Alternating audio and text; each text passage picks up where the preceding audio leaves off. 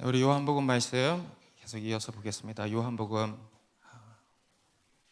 오늘은 8장 말씀인데 우리 7장 53절부터 시작됩니다.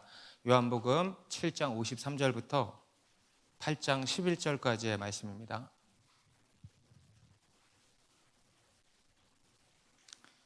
요한복음 7장 53절부터 8장 31절까지의 말씀 저와 한 절씩 읽겠습니다. 다 각각 집으로 돌아가고 아침에 다시 성전으로 들어오시니 백성이 다 나아오는지라 앉으사 그들을 가르치시더니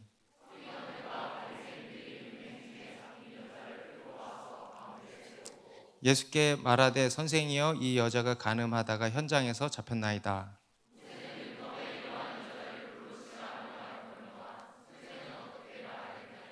그들이 이렇게 말함은 고발할 조건을 얻고자 하여 예수를 시험함이러라. 예수께서 몸을 굽히사 손가락으로 땅에 쓰시니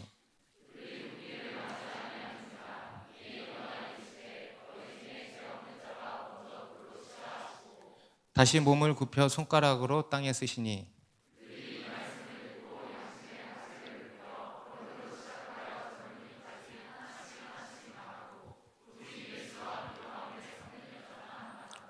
예수께서 일어나사 여자 외에 아무도 없는 것을 보시고 이르시되 여자여 너를 고발하던 그들이 어디 있느냐 너를 정죄한 자가 없느냐 대답하되 주여 없나이다. 예수께서 이르시되 나도 너를 정죄하지 아니하노니 가서 다시는 죄를 범하지 말라 하시니라. 아멘. 우리나라 사람들이 쓰는 외래어 중에서 여러분 외래어가 뭔지 아시죠? 네. 오늘날에는 이제 이런 외래어를 우리가 많이 쓰는데 그 외래어들 중에서 가장 많이 쓰는 단어가 뭔지 아십니까? 우리나라 사람들이 가장 많이 사용하는 외래어 단어 1위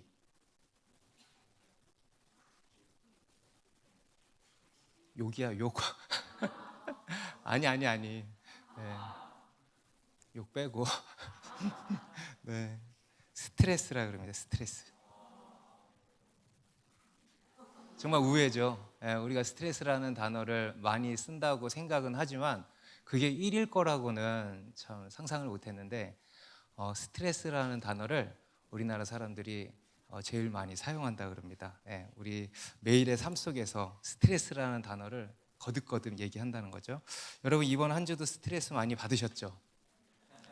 직장에서도 받고 또 학교에서도 받고 또 자기 사업하는 문제 때문에도 받고 돈 문제 때문에도 받고 등등등 우리는 수많은 스트레스 속에서 살아가고 있습니다. 그리고 그러다가 결국 병을 얻기도 하죠. 우리 현대인들이 겪는 질병의 가장 큰 원인 중에 하나가 바로 스트레스 때문이라고 하지 않습니까? 만병의 근원이라고도 합니다. 그런데 이 스트레스 중에 이 스트레스가 이제 여러 가지일 거잖아요. 그리고 모든 스트레스가 다 이제 힘들 것일 겁니다. 그런데 그 중에 정말 힘든 것 중에 하나가 바로 정죄에 대한 스트레스인 것 같아요. 정죄. 자기 정죄에 시달리는 것이기도 하고요. 또 누군가로부터 정죄를 받기도 하고요. 또 누군가를 우리가 정죄를 하기도 하지 않습니까? 그로부터 오는 이 스트레스가 이제 상당히 많은 것 같습니다. 여러분 혹시 이번 한 주 동안 받았던 스트레스 그리고 지금도 받고 있는 스트레스 중에 이런 정죄로부터 오는 스트레스는 아닌지 한번 생각해 보시면 좋겠습니다. 만약 그렇다면은 오늘 이 말씀을 통해서 완전히 자유해지시기 바랍니다. 여러분 정죄가 뭡니까? 정죄. 그야말로 죄를 정하는 게 정죄예요. 너 이거 죄다. 너 이거 잘못됐다. 너 이거 틀렸다 하면서 죄를 정하는 겁니다. 우리 인간은요 늘 이 정죄에 시달립니다. 그리고 그로부터 오는 상당한 스트레스, 이 압박감을 이제 받고 삽니다. 우리가 이러한 정죄에 시달리는 이유가 뭘까요? 간단합니다. 우리가 정죄에 시달리는 이유가 뭡니까? 우리가 죄인이기 때문에 그런 거예요. 여러분 우리가 죄인이기 때문에 자연스럽게 정죄에 시달리게 되는 겁니다. 정죄가 막 따라다니게 되는 겁니다. 이것이 공고한 우리 인간의 이제 한 모습이기도 한 것이죠. 우리 지난 본문에서는 우리 영혼의 목마름에 대해서도 이야기하지 않았습니까? 그게 우리의 문제였습니다. 그런데 또 한 문제가 바로 이 정죄에 시달리며 살게 된다는 겁니다. 우리 인간은요 끊임없이 정죄에 시달리며 산다는 겁니다. 이 정죄에서 자유할 수 있다면 얼마나 좋을까, 그죠? 그런데 성경은 그 정죄에 대해서 우리가 자유할 수 있다고 말씀을 하고 있습니다. 어떻게 정죄에 대해서 자유해질 수 있을까? 먼저 성경은 우리 인간은요 절대로 스스로 정죄에서 자유할 수 없다고 말씀합니다. 인간 스스로, 나 스스로 정죄에서 자유할 수 없습니다. 사람으로서는 절대 할 수 없습니다. 하지만 하나님으로서는 하실 수 있다. 그것이 성경의 선언입니다. 하나님께서 우리를 이 정죄로부터 자유케 하신다는 겁니다. 하나님께서 우리 인간을 이 죄로부터 자유케 하셨잖아요. 그로써 우리로 정죄로부터도 자유케 하신다라는 겁니다. 아니, 하셨다라는 겁니다. 믿으십니까? 죄로부터 자유케 하셔서 자연스럽게 정죄로부터도 우리를 자유케 하셨다라는 겁니다. 오늘 본문이 말씀하는 바가 이제 바로 그 내용입니다. 우리 앞에서 우리 요한복음 7장에서는요 초막절을 배경으로 한 이야기가 이제 기록이 되어 있었습니다. 초막절에 예수님께서 유대 예루살렘에 올라가셔서 이제 사역하신 것들이 기록이 되어 있죠. 그리고 이제 그 초막절이 끝난 겁니다. 그리고 이제 유대인들이 각각 다 집으로 돌아갔다고 53절에 말씀하고 있습니다. 다 각각 집으로 돌아가고 자기 삶의 현장으로 돌아간 것이죠. 우리가 하나님의 어떤 은혜를 입는 자리에 모였다가 끝나면 어떻게 하는 겁니까? 다시 각자의 집으로 가는 겁니다. 그죠? 그리고 거기 가서 진짜 삶의 예배, 우리 아까도 고백했던 것처럼 진짜 삶의 예배를 이제 드려야 하는 것이죠. 우리가 여름에도 여름 수련회와 여름 단기 선교와 같은 이런 은혜의 자리 가운데 갔다가 끝나면 어떻게 돼요? 다시 각자 집으로 돌아가는 겁니다. 그리고 거기에서 진짜 시작이, 진짜 선교의 삶이 시작되는 것이죠. 거기서 승리해야 되는 겁니다. 그게 진짜인 겁니다. 그래서 우리가 선교를 위해서도 기도하지만 그 이후에 우리가 돌아갈 삶에 대해서도 기도하면 좋겠습니다. 그리고 이제 예수님께서는 어디로 가셨냐면 1절에 8장 1절에 보니까 사람들은 각각 자기 집으로 가고 예수는 감람산으로 가셨다는 거예요. 감람산. 거기에 집이 있으셨을까? 아니죠. 여러분 감람산이 뭔지 왜 감람산인 줄 아세요? 맞아요. 감람나무가 많아서 감람산입니다. 감람나무는 올리브 나무예요. 그래서 올리브 나무가 많아서 이제 올리브산이라는 이제 이름이 붙여진 겁니다. 이 감람산은 예수님께서 자주 오르셨던 산입니다. 여러분들도 잘 아시는 것처럼 예수님이 붙잡히시기 전날 밤 겟세마네 동산에서 땀이 핏방울이 되도록 기도하신 바 있지 않습니까? 그때 그 겟세마네 동산이 바로 감람산에 있는 산입니다. 그래서 이 산에 이제 또 한 번 오르신 거죠. 거기서 뭐 하셨는가? 뭐 하셨을까요? 기도하신 겁니다. 하나님께 조용히 나가서 하나님께 기도하고 또 하나님과 교제하는 시간을 가지신 겁니다. 여러분 우리가 앞에서 예수님의 이 삶을 이렇게 쭉 살펴보면요, 예수님이 얼마나 바쁘셨는지 알 수 있죠. 그죠? 정말 정신없이 사역하시지 않았습니까? 여러분들도 요새 바쁘죠? 정신이 없죠? 제가 아는 케냐의 한 선교사님이 얼마 전에 연락이 오셔서 요새 어떻게 지내냐 그래서 정신없이 지냅니다. 그랬더니 선교사님이 그렇게 일이 많으면 정신이 많아야 되는 거 아닌가? 그래서 제가 죄송합니다. 정신이 아주 많습니다. 그래 그게 맞지. 여러분 요새 정신이 많으십니까? 정말 바쁘시죠? 직장일 하랴, 선교 준비하랴, 또 교회 하루에 7번씩 아니 일주일에 7번씩 오랴. 너무 정신이 없으실 것 같습니다. 그런데 여러분 우리보다 예수님이 훨씬 더 바빴던 것 같아요. 그죠? 그런데 그런 바쁜 삶 속에서 예수님께서 뭘 붙드셨습니까? 절대 기도의 끈을 놓지 않으셨다라는 것을 우리가 기억해야 됩니다. 여러분 우리는 요새 너무 바빠서 기도 못한다 그러잖아요. 기도 못하는 이유에 대해서 너무 바쁘다 그러잖아요. 그런데 여러분 예수님보다 바쁘신 분 있어요? 예수님 이렇게 바쁘셨는데 끝까지 기도의 줄을 놓지 않으셨다라는 것을 우리가 배워야 합니다. 그래서 여러분 앞으로 이제 더 바빠질 거잖아요. 7월 한 달. 그럴 때일수록 더 힘써야 될 게 뭐겠습니까? 기도에 힘쓰시기 바랍니다.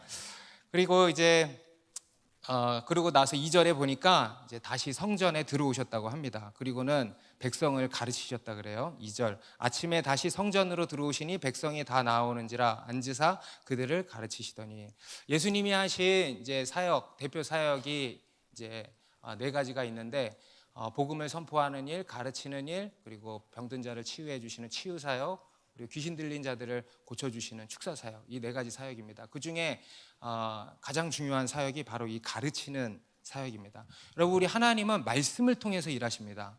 우리에게 말씀을 주시는 하나님이십니다. 그래서 이 예수님께서도요 말씀으로 사역하시는 거예요. 특히 우리에게 그 말씀을 가르치시는 겁니다.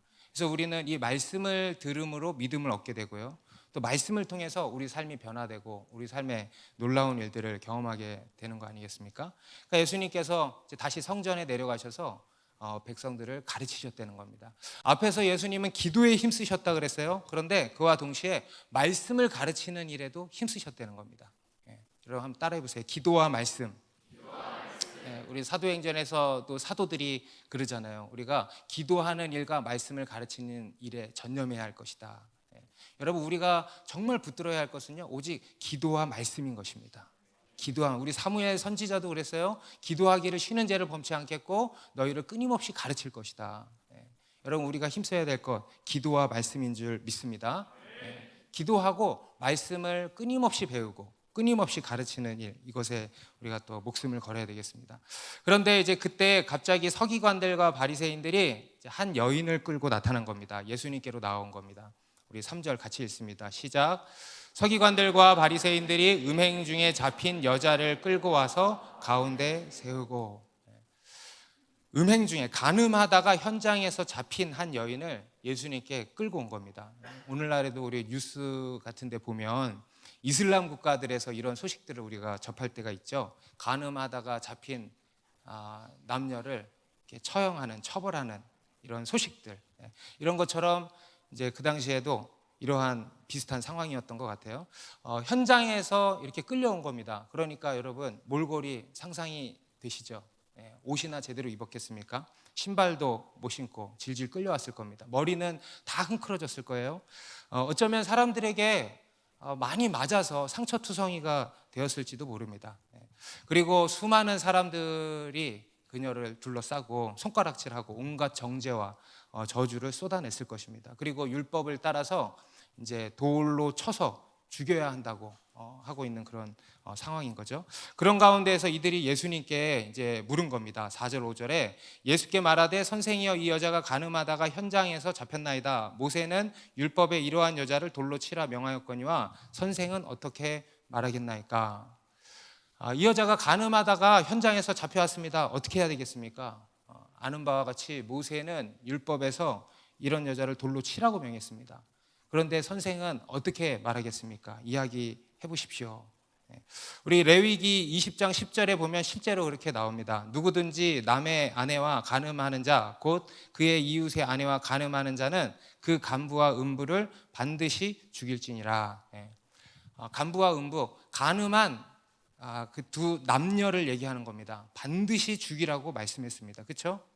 그러니까 지금 이 서기관들과 바리새인들의 말이 맞아요, 틀려요? 맞는 말이에요, 틀린 말이에요? 맞는 말이에요. 이 여자 죽어야 돼요, 살아야 돼요? 율법에 따르면 죽어야 했던 겁니다. 사실입니다. 이게 지금 팩트입니다. 바른 말을 한 겁니다. 여러분, 이것만이 아니죠. 사실 성경은 우리 모든 죄에 대해서 다 심판이 따른다고 말씀을 하고 있습니다. 우리 하나님은요 공의의 하나님이십니다. 거룩하신 하나님이십니다. 사랑의 하나님이시기도 하지만 먼저는 거룩하신 하나님, 공의의 하나님, 그래서 죄를 미워하시고 죄에 대해서 심판하시는 하나님이시라고 말씀하고 있습니다. 하나님께서는 결코 우리 인간의 죄를요 간과하지 않으십니다. 그냥 넘어가 주시지 않습니다. 죄에 대해서는요 철저히 심판하시는 그런 하나님이시라고 말씀하고 있습니다. 그리고 그 심판이 뭐냐 하면 바로 죽음이라는 거예요.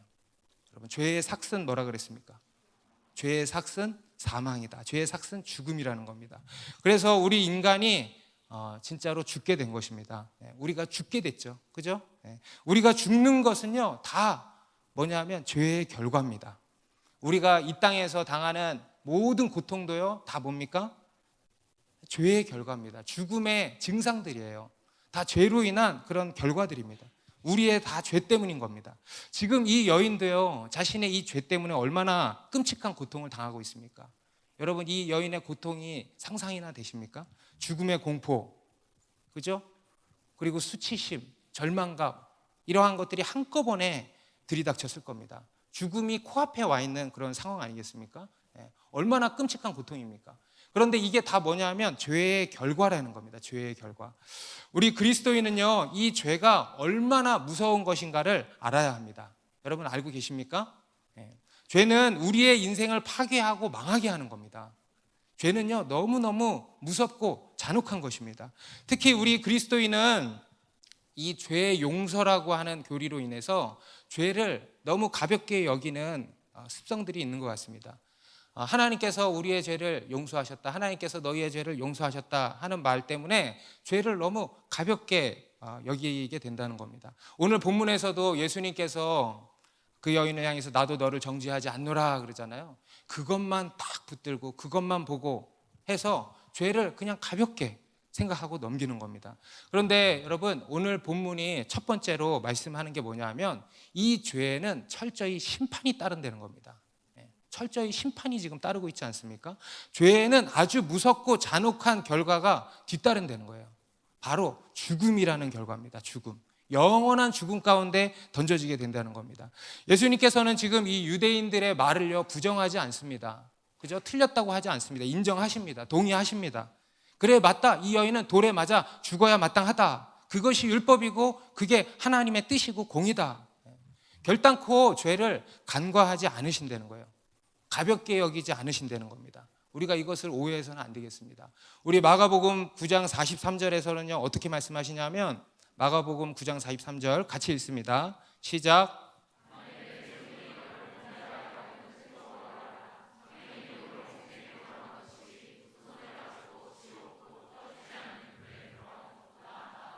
네.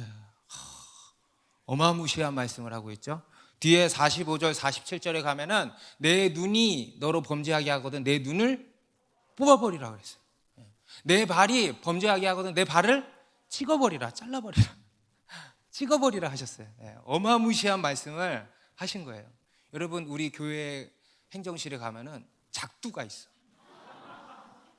지금 우리 후원 행사 할 때 준비한다고 작두를 꺼내 쓰는 걸 보는데 저는 그 작두를 보면 이 말씀이 생각나. 근데 여러분, 정말 충격적인 게 뭐냐면요, 이 말씀이 비유가 아니라는 겁니다. 많은 사람들이 죄는 이렇게 무서운 것인 것을 이렇게 예수님이 말씀하시는 거구나 라고 생각하는데 그렇지 않다는 거예요. 여러분, 이 말씀은 비유가 아니고 실제인 줄 믿으시기 바랍니다. 실제로 여러분, 우리의 손이 범죄하잖아요. 그럼 우리의 손을 찍어야 돼. 우리의 눈이 범죄하면 우리의 눈을 뽑으라는 거예요. 우리의 발이 범죄하면 우리의 발을 찍으라는 겁니다. 그뿐이겠습니까? 우리의 온몸이 범죄하면 우리의 온몸이 갈기갈기 찢겨져야 된다는 거예요. 실제라는 겁니다. 믿으시기 바랍니다. 너무 잔인합니까? 너무 끔찍합니까? 맞습니다. 죄가 이렇게 잔인하고 끔찍하다는 거예요. 하나님의 말씀이 잔인하고 끔찍한 게 아니고 죄가 이렇게 잔인하고 끔찍하다는 거예요. 이러한 끔찍한 죄라는 것을 여러분들 꼭 기억하시라는 겁니다. 그리고 실제로 이러한 끔찍한 일이 우리 가운데 일어난다는 겁니다. 믿으십니까? 믿으시기 바랍니다. 더 정확히 말씀드리면 이 끔찍한 일이 벌써 일어났다는 겁니다. 2000년 전에 실제로 팔레스타인 땅에서 십자가에서 이 일이 일어난 겁니다. 예수님의 두 손이 십자가에 달려 찍히셨습니다. 두 발이 십자가에 달려 찍히셨습니다. 두 눈이 십자가에 달려 뽑히셨습니다. 그리고 온 몸이 십자가에 달려 찢겨지셨습니다. 이러한 형벌이 예수님의 몸에, 우리의 이 형벌이 예수님의 몸에 부어진 겁니다. 여러분, 이것이 죄의 결과입니다. 여러분, 우리 그리스도인은요, 예수님의 십자가를 보고 제일 먼저 깨달아야 할 것이 이겁니다. 죄가 이토록 잔인하고 무섭다라는 겁니다. 여러분, 예수님의 십자가를 다 보시죠? 거기에 매달려 계신 온몸이 찢겨지신 예수님을 보시죠? 보시죠? 그것을 보고 우리가 무엇을 알아야 됩니까? 죄가 저토록 무섭고 잔인하다는 겁니다. 죄는 저렇게 무서운 거라는 겁니다. 죄가 얼마나 쓰디쓴 열매를 낳는지를 우리가 알아야 된다는 겁니다. 그리고 그 죄를 멀리하고 그 죄를 피 흘리기까지 싸워야 하는 겁니다. 특히 오늘 본문에 나오는 죄는요, 이제 음행이라고 하는 죄예요. 음행. 여러분, 음행은요, 죄 중에서 더 심각하고 치명적입니다. 다른 모든 죄가 다 무거운 죄죠. 그런데 특히 이 성적인 죄는 여러 면에서 더 심각하고 치명적입니다. 우리 마태복음 5장에도 보면 산상수훈에 예수님이 몇 가지 죄를 언급하시는데 두 번째로 언급하시는 게 뭐냐면 바로 이 간음죄예요. 성적인 죄, 이게 얼마나 치명적인가에 대해서 말씀을 하시는 거죠. 우리 사도 바울도 고린도전서 6장 18절에서 이렇게 말씀합니다. 같이 읽습니다. 음행을 피하라. 사람이 범하는 죄마다 몸 밖에 있거니와 음행하는 자는 자기 몸의 죄를 범하느니라. 음행에 대해서 특별히 경고하고 있는데 뭐라고 합니까? 다른 죄는 몸 밖에서 일어나고 있죠. 그렇죠? 그런데 음행은 어디에? 몸에다가 죄를 짓는 거라는 거예요. 그래서 더 심각하고 그래서 더 우리 영혼 육에 치명적이라는 겁니다. 여러분, 오늘날 우리가 사는 이 시대를 보면요, 얼마나 음란한지 모릅니다. 예수님께서도 이 세대를 향해서 악하고 음란한 세대라고 꾸짖지 않으셨습니까? 그러니까 지금 우리가 사는 이 세대가요, 아주 악하고 음란하다는 거예요. 성적으로 매우 문란하고 음란하다는 겁니다. 여러분, 성은 하나님께서 오직 부부관계 안에서 허락하신 아름답고 신성한 것입니다. 아멘입니까? 그런데 죄로 인해서 타락함으로써 이 성에 대한 개념도 쾌락의 도구로 전락해버린 겁니다. 그래서 우리는 사랑하니까, 결혼할 거니까 그런 겁니까, 여러분? 그래서 괜찮습니까? 아니죠. 내 몸은 내 거니까 내 맘대로 할 거야. 여러분, 이런 게 바로 음란한 거예요. 이런 게 음란한 거예요. 성의 주인이 내가 되는 게 음란한 거예요. 동성애 음란한 거예요. 낙태도 다 음란의 결과입니다. 동거 음란한 거예요. 불륜 말할 것도 없어요. 이러한 것들이 이 세상에 얼마나 가득합니까? 이 세상이 얼마나 음란한지를 보여주는 거예요. 여러분, 교회 밖의 문제만이 아니죠. 여러분, 교회 안에서도 마찬가지입니다. 여러분, 고린도 교회의 이런 음행의 문제, 교회 안에서 일어난 거 아니겠습니까? 여러분, 초대교회가 그렇다면 오늘날에 이 시대를 살아가는 이 땅의 교회는 말할 것도 없는 거예요. 실제로 어떤 분이 그러더라고요. 오늘날 교회들 중에 성적으로 순결한 교회가 얼마나 되겠냐고.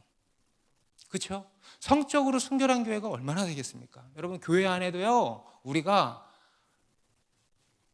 드러나지 않아서 그렇지 우리 안에 입에 담지도 못할 성적인 죄가 얼마나 많이 있겠습니까? 심지어는 여러분, 목회자들도 그런 성적인 죄에 넘어가는 경우들이 많이 있지 않습니까? 교회 안에서도 다 일어나는 일들입니다. 여러분, 우리 그리스도인은요, 순결해야 합니다. 특별히 성적으로 순결해야 됩니다. 교회는 성적으로 순결해야 됩니다. 그래서 교회의 지도와 감시 속에서 이성교제 해야 하는 게 맞고요.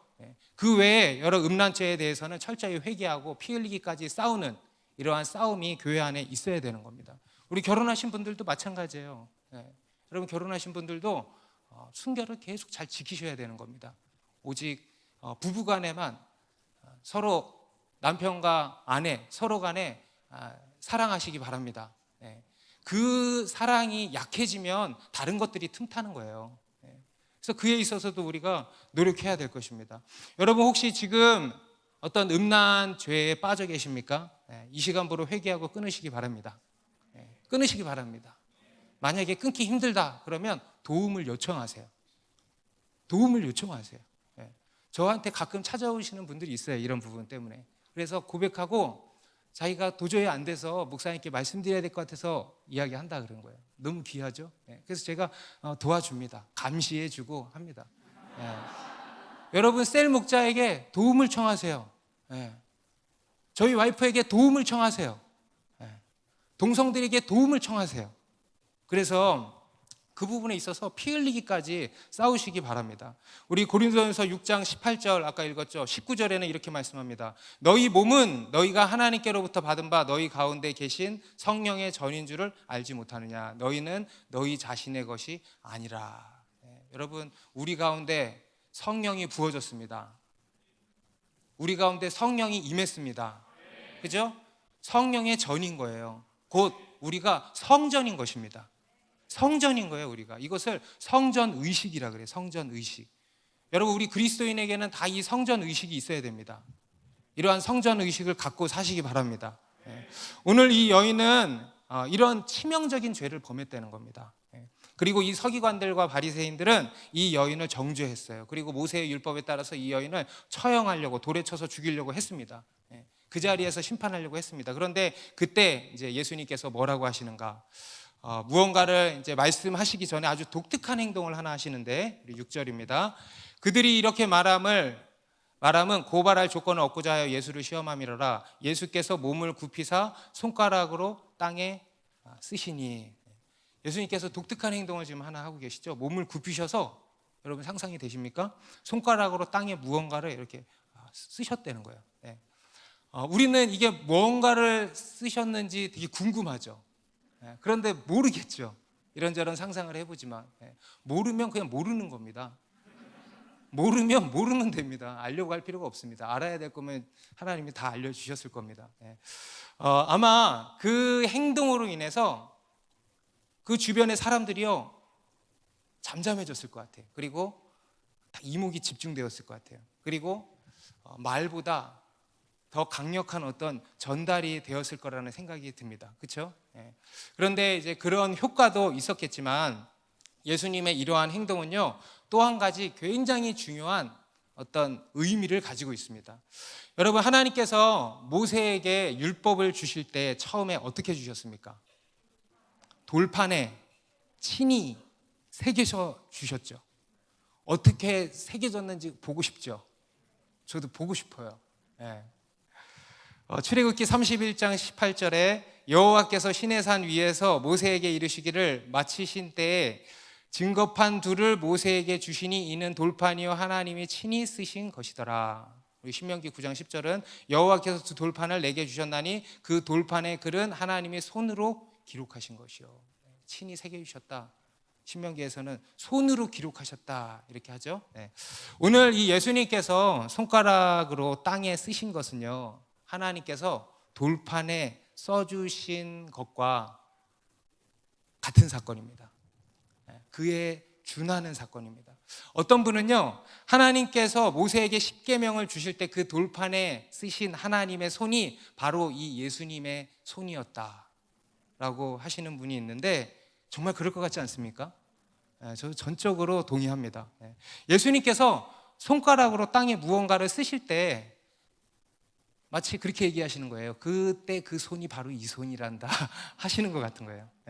시내산에서 돌판에 기록하신 하나님의 손, 이것을 떠올리게 하신 거라고 생각합니다. 지금 예수님께서 땅에 쓰신 말씀은 어떤 내용인지 우리가 알 수 없습니다. 만약 우리가 알아야 했다면 분명히 하나님이 기록해 주셨을 겁니다. 그런데 그보다 그 행위 자체가 훨씬 의미가 있었다는 겁니다. 이 예수님의 이 행동은요 그 자체로 굉장히 중요한 의미를 가집니다. 상징적인 행동입니다. 곧 하나님께서 시내산에서 모세에게 율법을 주신 것처럼 지금 예수님을 통해서 새로운 새겨진 계명을 주고 계신다는 거예요. 그게 뭘까? 모세를 통해서 율법을 주셨어요. 예수님을 통해서 뭘 주실까? 복음을 주신 거예요. 복음. 모세를 통해서 율법을 주시고 예수 그리스도를 통해서 뭘 주십니까? 복음을 주신 거예요. 새로 새겨진 새로운 계명, 복음을 주신 겁니다. 여러분, 그 복음이 뭡니까? 7절 이하의 말씀이 바로 그것입니다. 우리의 모든 죄를 사하여 주신다는 거예요. 할렐루야. 우리의 모든 죄를 사하여 주신다는 겁니다. 여러분, 율법은요 우리를 정죄합니다. 율법으로는 우리를 죽입니다. 율법은 우리를 살리지 못해요. 오히려 우리를 죽게 만드는 거예요. 근데 그 당시 유대인들이요 그걸 몰랐어요. 율법으로 자기들이 살 거라고 생각했습니다. 그런데 그렇지 않아요. 율법은 정죄하는 것이고 죽이는 것이고 우리를 죽게 하는 거예요. 율법은 죄인된 우리의 해결책이 될 수 없습니다. 우리에게는요 율법 외에 다른 무언가가 필요한 것입니다. 그게 바로 율법의 역할이에요. 율법의 역할은 너희는 죽을 죄인이다 라는 것을 선언하는 게 율법의 역할입니다. 우리가 죽을 죄인이라는 것을 깨닫게 하는 게 율법의 역할입니다. 그리고 우리로 하여금 그리스도가 필요하다라는 것을 깨닫게 해주시는 게 율법의 역할인 겁니다. 그게 거기까지가 율법의 역할이에요. 우리를 구원할 그리스도가 필요하다는 겁니다. 복음이 필요하다는 겁니다. 우리로 하여금 그리스도의 필요성을 느끼고 그리스도께로 인도하는 것, 이게 이제 율법의 역할인 것입니다. 우리 7절 보시면 그들이 묻기를 맞이 아니하는지라 이에 일어나 이르시되 너희 중에 죄 없는 자가 먼저 돌로 치라 하시고, 뭐라 하십니까? 너희 중에 죄 없는 자가 먼저 돌로 치라. 정말 놀라운 말씀이죠. 그죠? 너희 중에 죄 없는 자가 먼저 돌로 치라. 기가 막힌 말씀을 하신 겁니다. 지금 그 상황 속에서. 그래, 맞다. 이 여인은 죽어야 된다. 돌로 쳐서 죽여야 된다. 맞다. 그런데 조건이 있다. 뭐냐? 너희 중에 죄 없는 자가 먼저 돌로 쳐라. 그러니까 어떻게 됐을까? 9절에 그들이 이 말씀을 듣고 양심의 가책을 느껴 어른으로 시작하여 젊은이까지 하나씩 하나씩 나가고 오직 예수와 그 가운데 섰는 여자만 남았다는 거예요. 예수님의 말씀을 듣고 예수님의 그 영적 권위, 말씀의 위력으로 인해서 그들이 양심의 가책을 다 받은 겁니다. 그래서 어른들부터 젊은이까지 돌을 다 집어던지고 떠나고 예수님과 그 여인만 지금 남게 된 상황인 겁니다. 오늘 이 가늠한 여인은요, 오늘 우리의 모습을 보여줍니다. 그렇죠? 우리가 다 이 여인입니다. 다 범죄하고 사형에 처해져야 할 그런 존재들입니다. 그런데 우리에게는 또 한 모습이 있습니다. 바로 이 서기관들과 바리새인들의 모습, 이 또한 우리의 모습이기도 한 겁니다. 어쩌면 이 여인의 모습보다 사실 더 심각한 모습이라고 할 수 있겠죠. 오늘 이 서기관들과 바리새인들이 이 여인을 끌어온 것을 보면요, 뭔가 좀 이상한 부분들이 많습니다. 굉장히 수상스러워요. 여러분, 누가 간음을 범할 때 눈에 보이게 대놓고 범하는 사람이 있습니까? 다 은밀하게 보이지 않게 숨어서 범하는 거예요. 그런데 이게 적발된 것 자체가 좀 이상한 겁니다. 뭔가 계획된 거라는 생각이 들어요. 그리고 여러분, 간음을 저질렀으면 이 여자만 저지른 겁니까? 다른 남자도 있을 거 아니에요. 그런데 지금 누구만 끌고 왔어요? 여자만 끌고 온 거예요. 남자는 어디 가고? 이게 이상한 게, 수상한 게 너무 많아요. 우리 6절에도 보면 실제로 이렇게 말씀하죠. 예수님을 고발할 거리를 찾기 위해서 예수님께 이렇게 물었다 그러잖아요. 그러니까 이것만이 아니고 실제로 이 여인을 끌고 올 때부터 이들이 작정을 한 겁니다. 기획을 한 거예요. 그러니까 이 여인이 불쌍하게 희생양이 된 거죠. 그래서 이 여인을 희생양으로 삼아서 예수님을 고발해가지고 죽이려고 이렇게 계획을 했다는 겁니다. 그러니까 이 서기관과 바리새인들 아주 간교한 사람들이에요. 우리 안에도 이런 간교함이 있지 않습니까? 그리고 두 번째로 이 유대인들의 특징이 뭐냐면 율법을 가지고 다른 누군가를 판단하고 정죄하는 일에 열심을 낸다는 겁니다. 율법으로 무언가 잘잘못을 따지는 일, 이거를 그렇게 좋아하고 잘했다라는 거예요. 우리 로마서 2장 1절에서도 사도 바울이 그 당시 유대인들에 대해서 이렇게 말씀하는데, 그러므로 남을 판단하는 사람아, 누구를 막론하고 내가 핑계하지 못할 것은 남을 판단하는 것으로 내가 너를 정죄함이니 판단하는 내가 같은 일을 행함이니라. 이 유대인들을 향해서 뭐라고 명명합니까? 남을 판단하는 사람아 그러죠. 그 당시 유대인들은 어떤 사람이었다는 거예요? 남을 판단하는 사람들이었다는 거예요. 그게 유대인들의 큰 특징이었다는 겁니다. 유대인들은 남을 판단하는 사람들이었다는 겁니다. 이것은 오늘날 우리의 모습이기도 하다는 겁니다. 여러분, 우리는 우리의 기준으로 끊임없이 누군가를 판단하고 정죄합니다. 특히 우리 그리스도인들 더더욱 그런 위험에 빠질 수 있습니다. 우리의 이러한 행동 이면에는요, 뭐가 있냐면 지독한 자기의가 깔려 있는 겁니다. 여러분, 우리가 누군가를 정죄하고 판단하는 이유가 뭐냐 하면 그 사람의 어떤 잘잘못 때문이 아니고요, 그 이면에 자기가 의롭다 하는 자기의가 있다는 거예요. 자기가 의롭다고 생각하기 때문에 누군가를 판단하는 거예요. 만약 자기가 죄인이다, 나에게도 저러한 문제가 있다, 나에게도 이러이러한 문제가 있다라고 철저히 깨닫는 사람이라면 함부로 그 사람을 판단할 수가 없죠. 정죄할 수가 없죠. 그래서 우리가 정죄하고 판단하는 이면에는요, 다 뭐냐면 우리 인간의 자기의가 깔려 있는 거예요. 자기의. 그래서 자기 죄는 보지 못하고 남의 죄만 이렇게 찾아내는 거죠. 그러면서 이제 자기가 재판장의 자리, 곧 하나님의 자리에 앉는 겁니다. 특히 오늘 이 서기관과 바리새인들처럼 신앙적으로 열심을 내는 사람들이 있지 않습니까? 교회에서 열심을 내는 사람들이 있잖아요. 그런 사람들이 누군가를 이렇게 쉽게 판단하고 정죄하기 쉬운 것이죠. 이것은 우리 그리스도인이 빠지기 매우 쉬운 덫입니다. 덫. 내가 하나님의 자리에 앉아서 다른 누군가를 판단하고 정죄하는 겁니다. 물론 우리는 교회 안에서 죄를 다룰 수 있어야 됩니다. 어떤 부분 판단할 수 있어야 됩니다. 그리고 권면하고 그에 있어서 우리가 또 치리할 수 있어야 됩니다. 그런데 누군가를 비판하고 정죄하는 것은요, 완전히 다른 문제인 겁니다. 그것은 하나님이 하실 일인 거예요. 그런데 우리 인간이 하고 있는 겁니다. 인간이 하나님의 자리에 앉아서 누군가를 판단하고 정죄하는 겁니다.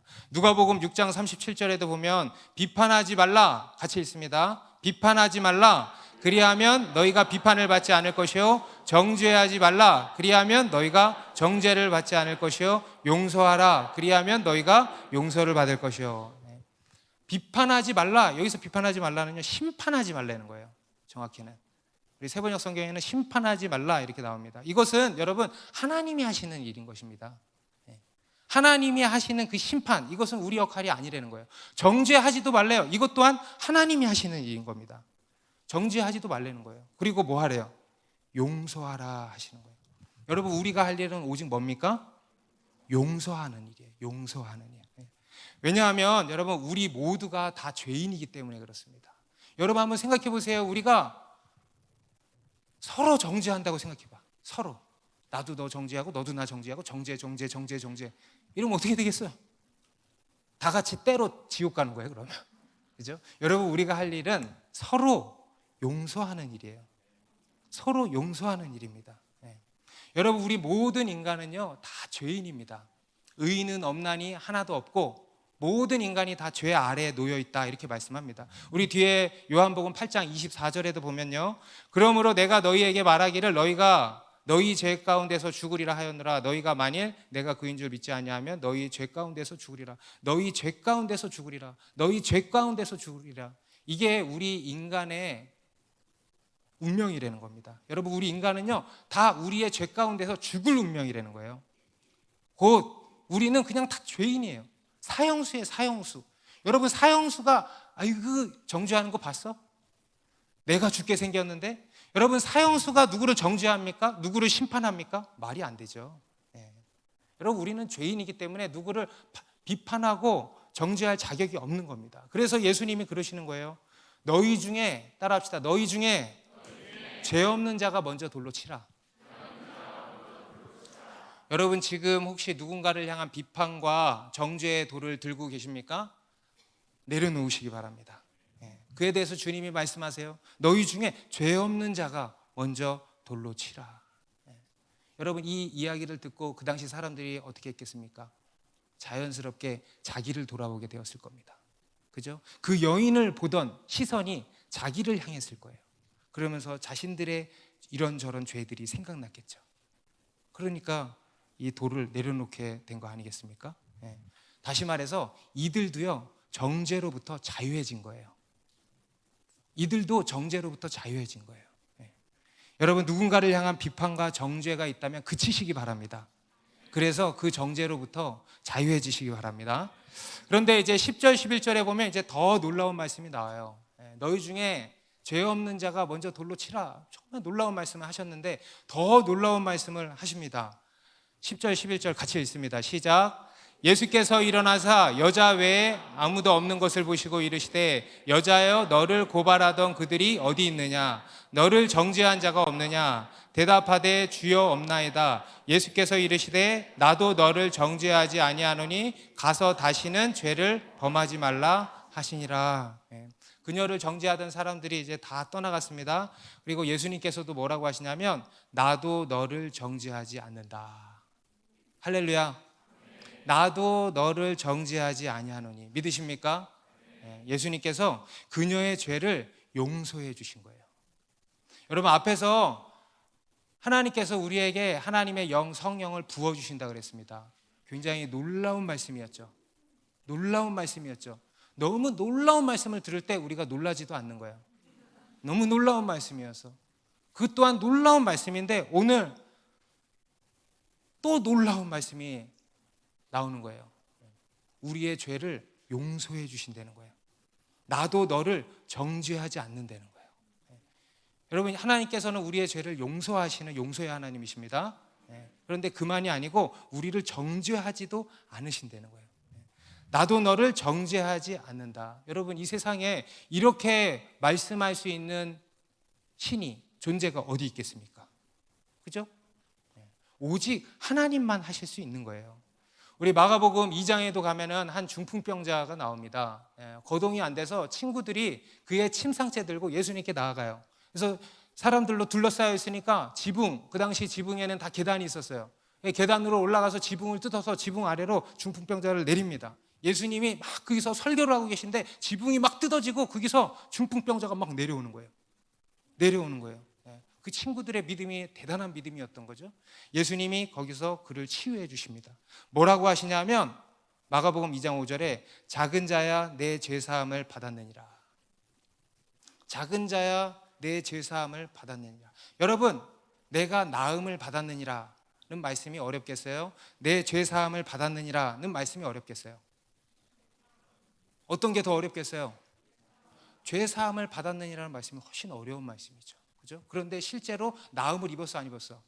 나음을 입어서 이 말씀이 확증된 것입니다. 여러분, 예수님께서 그를 용서해 주셨다는 거예요. 어떻게 그럴 수 있을까? 예수님이 누구신데 어떻게 그런 말씀을 하실 수 있고 정말 용서해 주실까? 그냥 하나님이니까 그냥 간과해 주시는 걸까? 죄 없이 해 주시는 걸까? 우리 앞에서 분명히 말씀했습니다. 하나님께서는요, 우리의 죄를 그냥 넘어가지 않으십니다. 철저히, 그 어떤 작은 죄까지도 철저히 심판하시는 하나님이십니다. 그런데 어떻게 이렇게 죄를 사하여 주시는 걸까? 바로 예수님이 친히 그 죄를 담당하신 겁니다.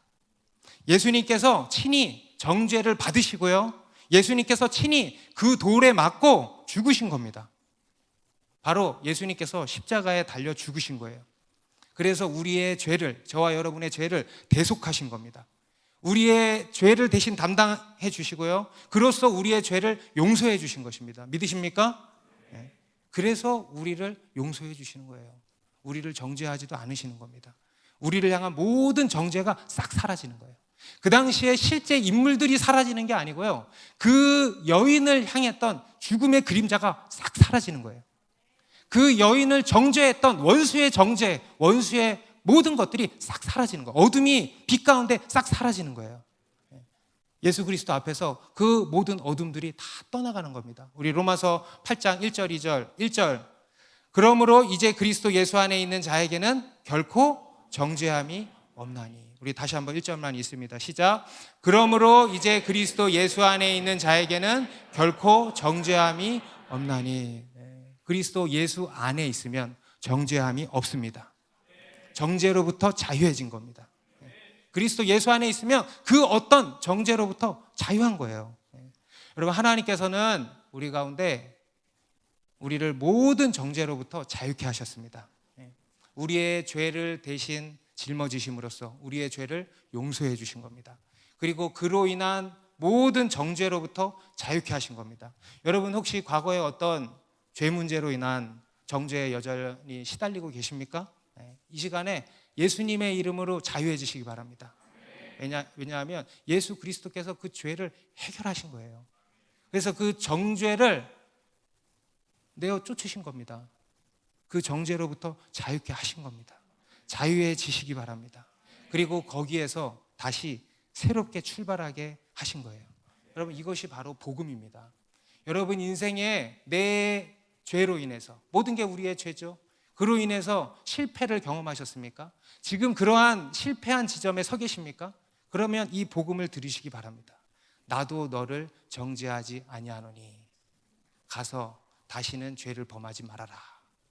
예수님이 다시 여러분들을 시작하게 하신 것입니다. 할렐루야. 그리고 또 다른 사람을 향한 이 정죄에 대해서도 자유해지시기 바랍니다. 여러분, 우리가 누군가를 정죄하잖아요. 그러면 그 정죄가 곧 나를 옮매는 거예요. 우리가 그 정죄에 매이는 것인 것을 기억하시기 바랍니다. 그래서 여러분 그 정죄에 대해서도 자유해지시기 바랍니다. 여러분 그것이 바로 하나님이 우리에게 주시는 참 안식입니다. 정죄로부터의 자유, 그 안식 가운데로 들어가시기 바랍니다. 기도하겠습니다.